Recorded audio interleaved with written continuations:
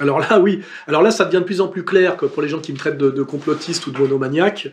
On a quand même, je dirais, le gang Buzyn, Lévy et Bauer, il ne faut pas oublier, parce que je rappelle que la communauté de Lumière, dont on n'a pas le droit de parler, détient, ça s'est fait progressivement à partir des années Mitterrand, et j'ai vu s'accomplir cette prise de pouvoir systématique, que ce soit d'ailleurs dans le milieu du spectacle, de la médecine, de la politique, de l'économie, c'est général. Hein.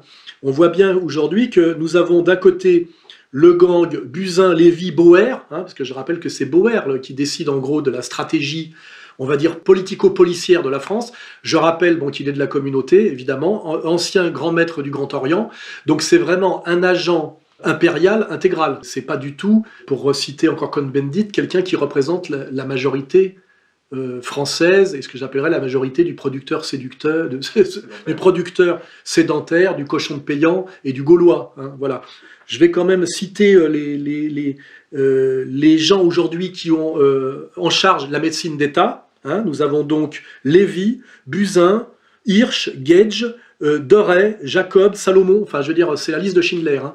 Et eux visiblement sont tous des agents de ce qu'on appelle Big Pharma, c'est-à-dire le lobby pharmaco-chimique, en plus d'être des agents du Nouvel Ordre Mondial, et on voit effectivement que leur but est quand même double, faire du pognon sur le dos du peuple français, soumettre le peuple français, voire même l'affaiblir par le nombre de morts. Hein.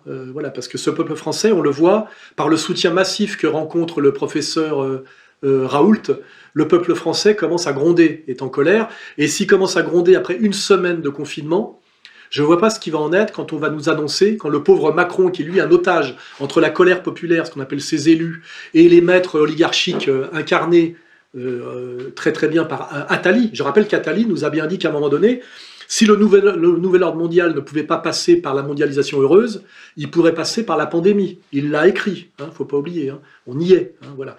Donc quand Macron, pris en otage, je dirais, entre Attali et Soral, hein, pour montrer les deux extrêmes, sera obligé d'annoncer qu'on prolonge le confinement total, donc la destruction de l'économie française, et notamment des PME, à 45 jours, ça va péter.